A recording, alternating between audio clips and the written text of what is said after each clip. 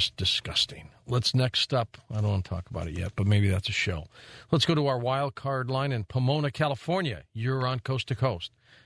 Contasina, is that how we pronounce your name? You stumbled on that one, huh? Uh-huh. That's Contasina. Contasina. How are you? I'm just terrific. I want to tell you about a singer. Did you know Johnny Horton?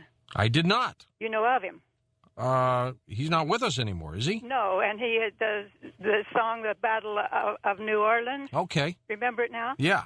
Well, this is about him after death. After death? Yes, this was in 1959. The same year when I met him, and then he was killed the next year by a drunk driver. And I met him when he was in Las Vegas entertaining at the Showboat Hotel, and it was real cozy and nice. And there you could mill around, and we got to talk to each other. We wanted to talk to each other about spiritual things. And, gosh, there's so much I could spend a week telling you about him. We only have a few minutes. I know we don't have a week. But I don't know. Would you think people would like to listen for a week about Johnny Horton? They would about this because Really? it touches on all of the things, Okay.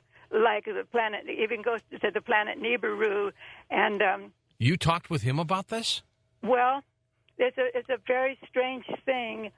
Oh, guys, there's so much I want to tell you. I want to go to quickly about his life and death. We were telepathically in tune with each other, and when we had to part because he was going on the road, and I was going home with my husband to San Diego, and so we kept in touch telepathically.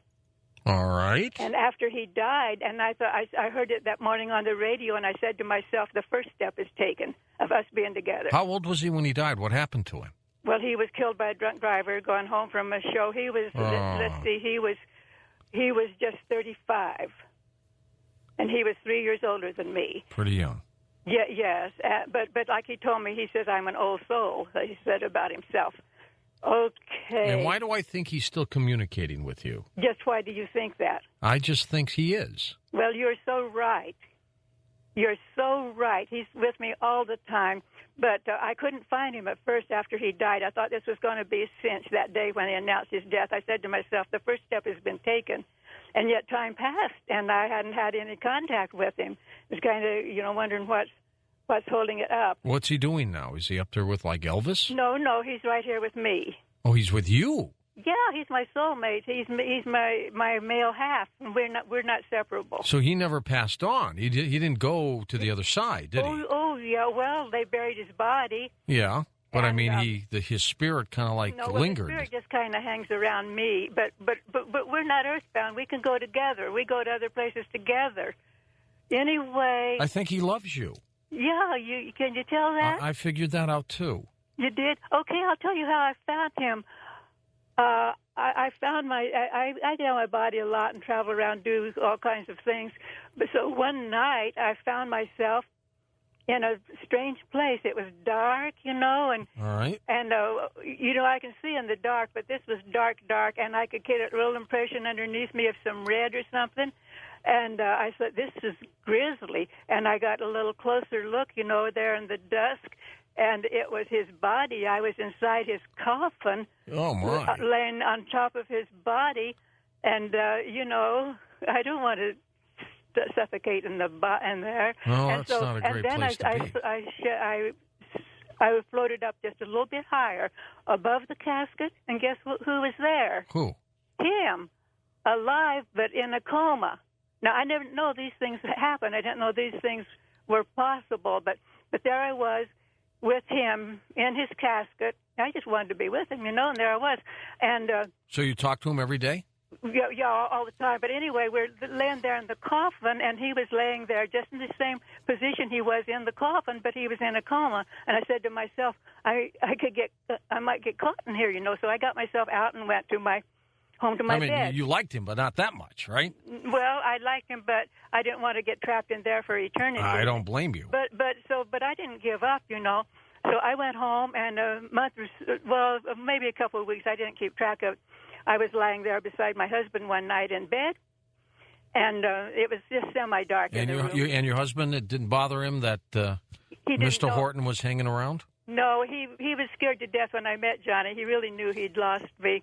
By the way, he died recently, you know, and I tried to divorce him. He took off in his airplane and crashed and burned, so there's another plane crash. Oh, my. Single engine? Yeah. Oh, my. See, I don't like those planes. No, that's what Johnny told me. We were sitting there in the Showboat Hotel in Las Vegas, and he was telling me how much he didn't like to fly on those small planes, and he told me in detail. But anyway, so I hadn't found he hadn't been alive yet.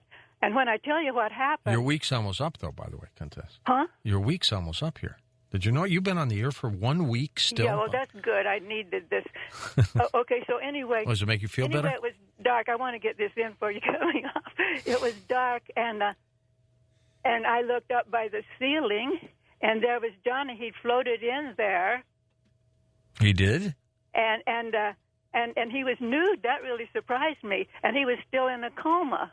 He was nude? Yeah, and lying there in the shadow, you know, I couldn't see. Don't you think he should have, like, dressed or something? Well, but he was still in his coma. He'd come out of his grave. Oh, he didn't. He probably didn't know he wasn't dressed. No, well, he was still unconscious, so he was floating up there at the ceiling, just a few feet from the ceiling, and guess what I did? Oh, don't tell me. Don't tell me. I don't want to know. Huh? I don't want to know. What did you do? You do want to know what I did? What did you do? And I didn't, and it was so embarrassing, and I had no control over it, and I had no idea. No, don't forget. This is a I floated right up to the ceiling and turned over and laid on top of him, facing down. Okay, well. And guess what happened then? No, I don't want to know. I'm going to let you go now. Have a good day, and say hi to Mr. Horton for us.